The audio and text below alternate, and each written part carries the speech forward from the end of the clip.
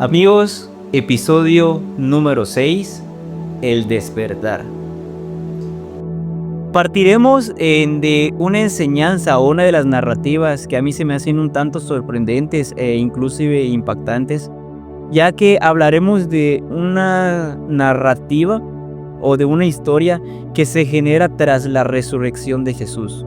Hablaremos de Lucas 24, 13 y 25 y veremos cómo se generan ciertos patrones o ciertas cuestiones dentro de lo que se está generando mientras se da la historia de la resurrección, mientras se plantea lo que es esta narrativa de la resurrección de Jesús. Y es este patrón que se repite, es Jesús apareciéndose a los discípulos y algunos discípulos que parecen no reconocerle, no identificarle, no saber que era Él el que se estaba manifestando, Él que había vencido la muerte. Y generalmente vamos a especular mucho sobre ciertas historias, sobre ciertas narrativas, en donde quizás lleguemos inclusive a tener ciertos prejuicios sobre cómo es que discípulos que caminaron con Jesús no le logran reconocer, no lo logran identificar, personas que caminaron con Él, que lo vieron, que pudieron ser copartícipes de toda la experiencia de Cristo en la tierra, y nos vamos a dar cuenta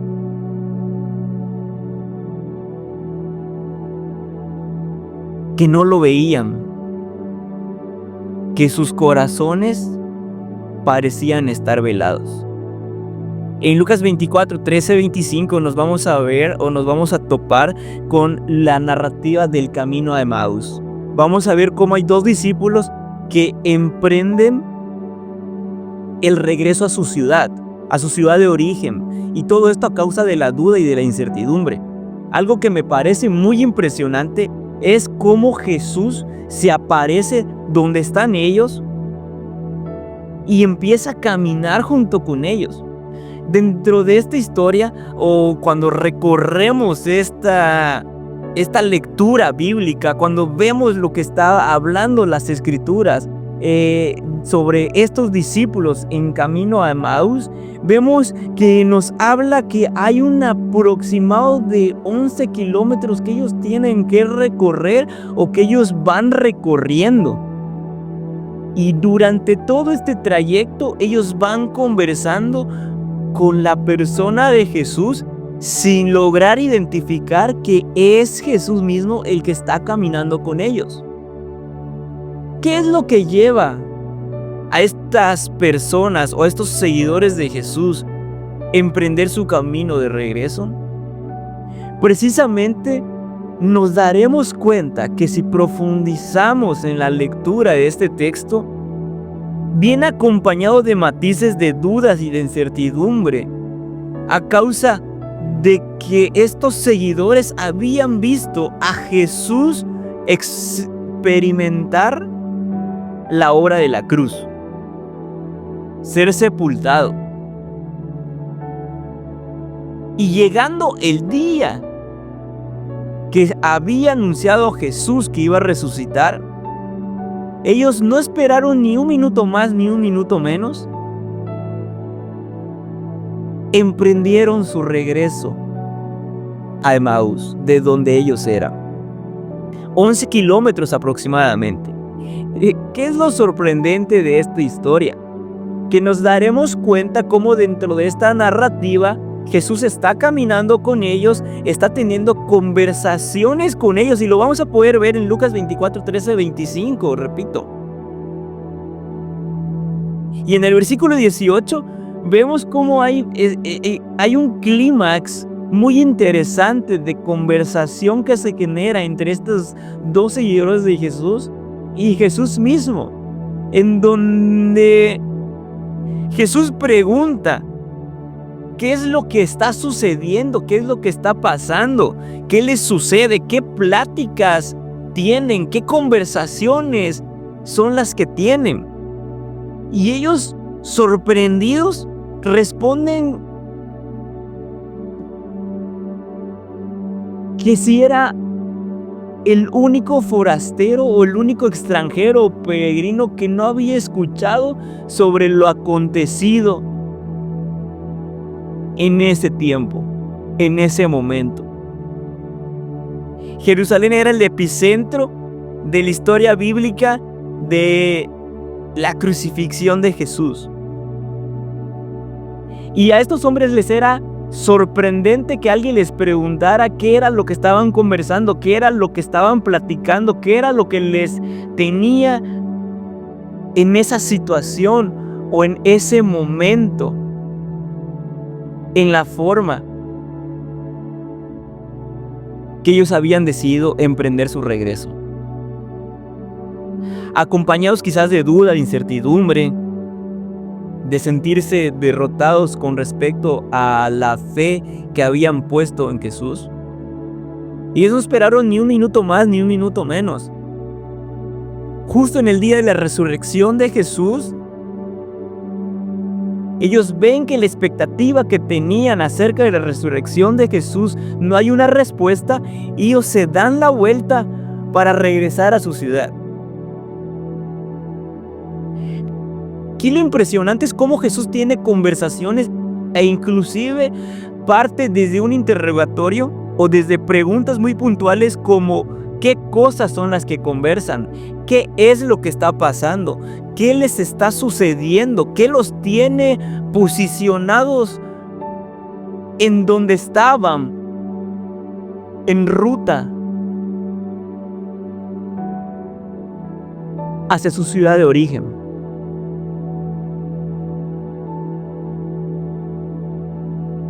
Estos hombres responden y estos hombres completamente sorprendidos de que Jesús, que claramente ellos no lo reconocían, porque su corazón estaba velado, estaba dormido, sus ojos estaban cegados, no le podían reconocer. Y la conversación o la respuesta de ellos para con Jesús es apuntándole hacia: ¿no sabes quién es Jesús? Nazareno, profeta, poderoso en obra, en palabra. Aquí hay algo muy importante. Ellos tenían ideas, preconcepciones. Ellos tenían una forma de visualizar a Jesús y la concebían según su contexto y según lo que la ley y las tradiciones planteaban acerca de Jesús mismo. Dentro de todas sus respuestas no encontraremos ninguna afirmación o aseveración por parte de ellos de entender que Jesús es su Salvador. Lo entendían como profeta, como maestro, como poderoso en palabras, un desenvolvimiento. Pero no tenían este entendimiento del Salvador Mesías. Y claramente el entendimiento judío, claramente el entendimiento que ellos podían tener de Jesús con base en la ley y en las historias y en las tradiciones orales que habían de generación tras generación, era la expectativa clara de un Mesías que los iba a liberar a través de gobierno, a través de espada. Pero lo que Jesús claramente quería hacer no era eso. El planteamiento de Jesús era una obra mucho más trascendente a lo terrenal, sino era o es una obra que rebasa lo terrenal, que transgrede lo terrenal. Es una obra que profundiza hacia lo eterno, que transforma, que nos ha rescatado, que nos traslada de la oscuridad a la luz. Y esto para nosotros debe ser algo que genere precisamente este cuestionamiento. cómo percibimos a Jesús. Y no me malentiendan. Es muy probable que muchos de nosotros nos hayamos acercado a la fe porque Jesús ha hecho algo por nosotros. Quizás hemos pasado alguna crisis financiera y Jesús ha hecho un milagro financiero, una intervención financiera en nuestras vidas. Quizás hemos pasado momentos de dificultad en nuestro cuerpo y Jesús ha hecho una intervención, ha extendido su mano y ha provisto de salud a nuestro cuerpo. Quizás hemos vivido alguna situación que amerite una intervención divina y Jesús ha hecho claramente eso en nosotros. Ha saciado nuestras vidas, nos ha dado pan, nos ha dado alimento, nos ha dado vestidura, ha restaurado nuestra familia. Pero déjame decirte esto, Jesús es más que solo un sanador, es más que solamente alguien que provee. Jesús es algo más, es que un maestro. Jesús es algo más impresionante. Jesús es nuestro Salvador.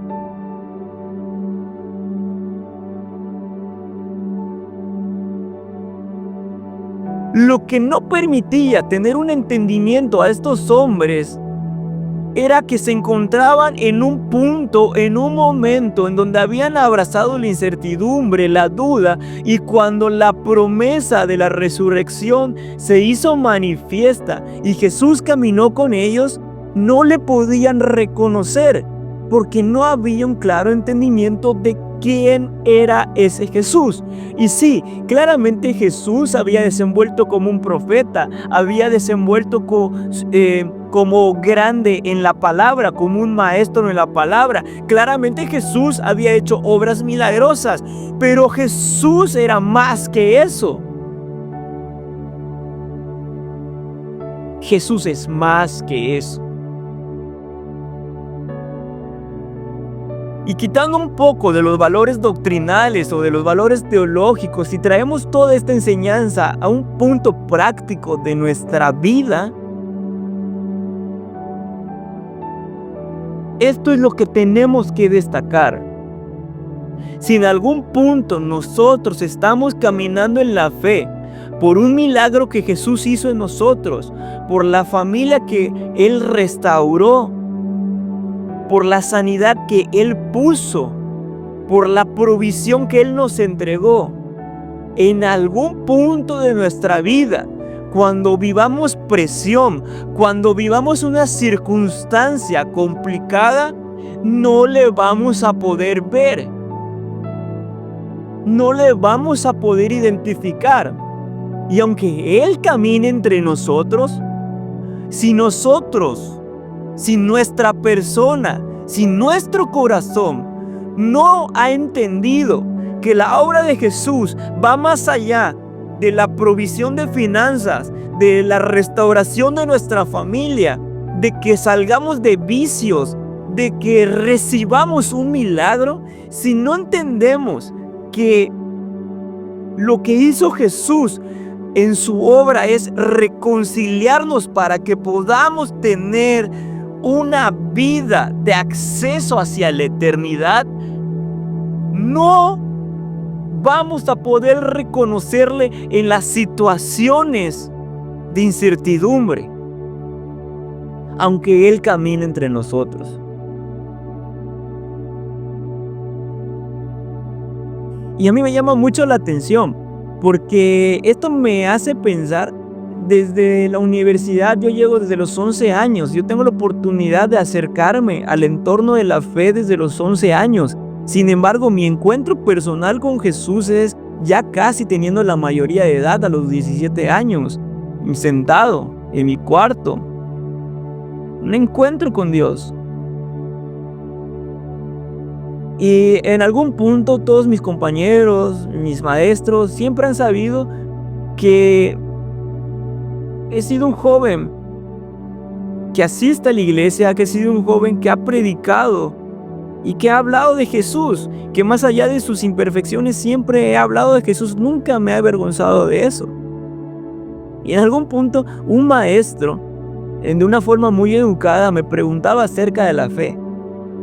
Él es un maestro que me dio clases de filosofía. Y para él, muy puntualmente, tener un tipo de conversaciones de este estilo es muy enriquecedor para él. Y también en su momento fue muy enriquecedor para mí. Él me preguntaba sobre ciertas cuestiones que giran en torno a la fe que hablo, que vivo, al Jesús que amo. Y él muy puntualmente me hablaba de una parábola hindú que sirve muchas veces para acercarnos a lo que es la comprensión de la verdad. Y él me planteaba esto, a lo mejor ustedes lo han escuchado, que me hablaba de un elefante que se encuentra en la sala y de un par de ciegos que entran a esa sala.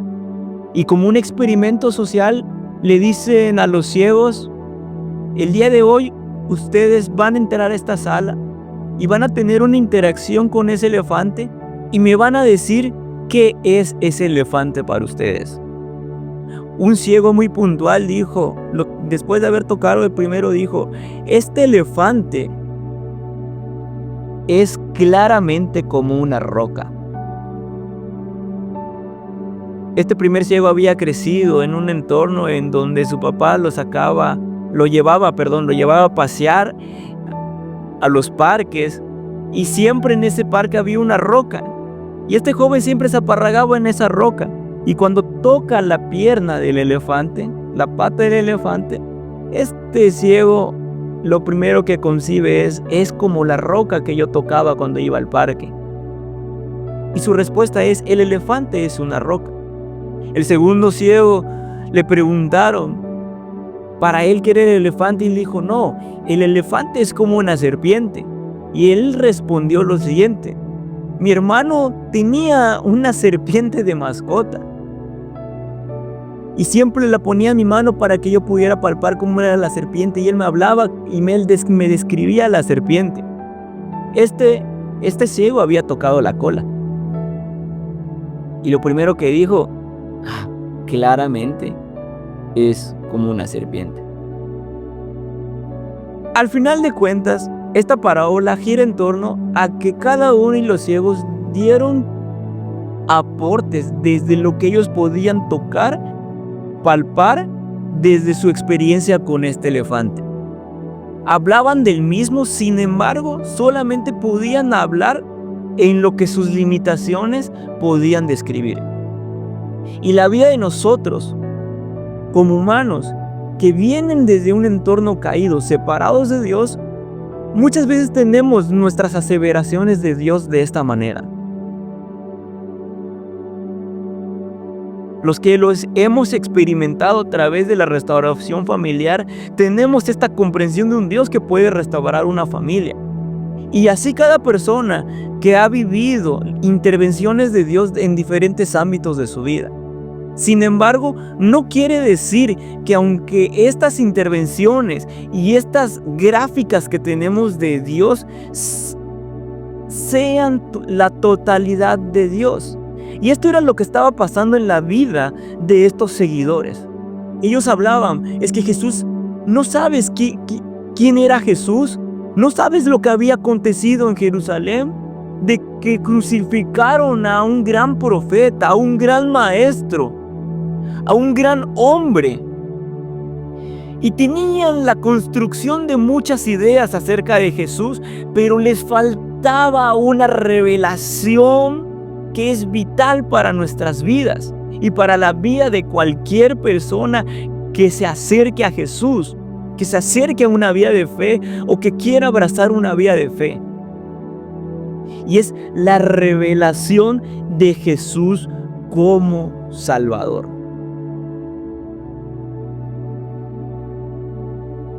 Muchos tenemos ideas personales sobre Dios con base en la revelación que hemos tenido de Él. El problema es encasillar a Dios con base en esas ideas, que no quiere decir que sean incorrectas, pero que están limitadas, porque nuestra percepción claramente es limitada. Con base en esto, ¿qué les quiero decir? No tener una revelación de Jesús como mi Salvador me llevará a emprender una huida a la primera. Sin embargo, me encanta porque nos damos cuenta cómo este libro narra que ellos se regresan aproximadamente, cuando hacemos la conversión de las distancias que ellos se regresan para caminar a su ciudad de origen, es un aproximado de 11 kilómetros. Es decir, hay un aproximado de 11 kilómetros que Jesús camina con ellos, que Jesús los acompaña, conversa con ellos, escucha lo que están viviendo, tiene una interacción con ellos. Y cuando llegan al punto de origen a donde tenían que llegar, esto es lo más sorprendente. Aun cuando llegas a tu destino de huida, Jesús finge pasar de largo, pero Él está dispuesto a quedarse.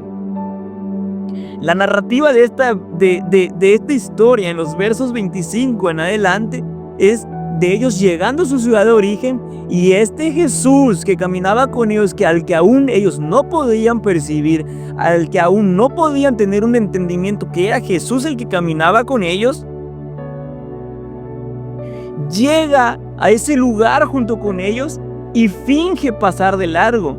Pero ya había pasado algo, ya había sucedido algo, ya había ocurrido algo en ese momento, porque estos dos hombres, estos dos seguidores de Jesús, le gritan, le claman, le convencen que se quede con ellos, que la noche ya se había ocultado, que el sol ya se había puesto,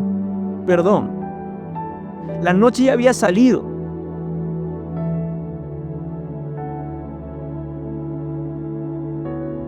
Y Jesús se queda con ellos.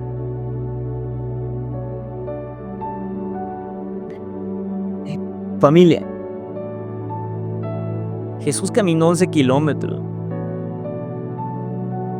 Tuvo la paciencia para caminar esos 11 kilómetros con ellos. Trató con sus dudas. Trató con sus incertidumbres. Profundizó en el corazón de ellos. Esos 11 kilómetros, esas horas a pie fueron suficientes para que algo comenzara a suceder en la vida de estos discípulos, de estos seguidores, que le claman que se quede. Jesús se queda con ellos. Jesús come con ellos. Jesús practica la Santa Cena con ellos y tiene una interacción en donde habla del pan asimilando su cuerpo y del vino asimilando su sangre. Y en esa unidad ellos comen con Jesús, y en ese momento los ojos son abiertos, los corazones son despiertos.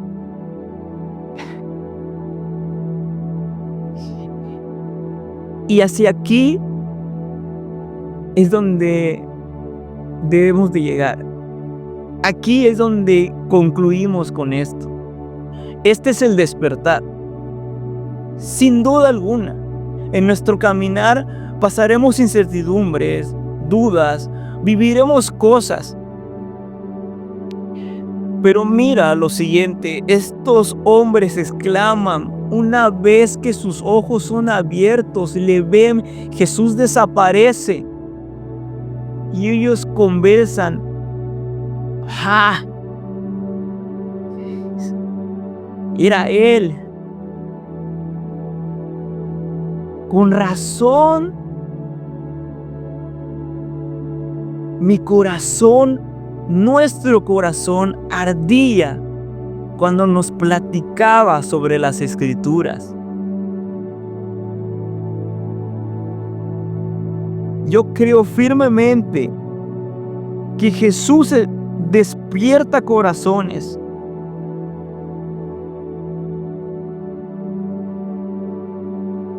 Y que todos los que están escuchando podrán decirle, quédate con nosotros. y despiértame para poder caminar contigo.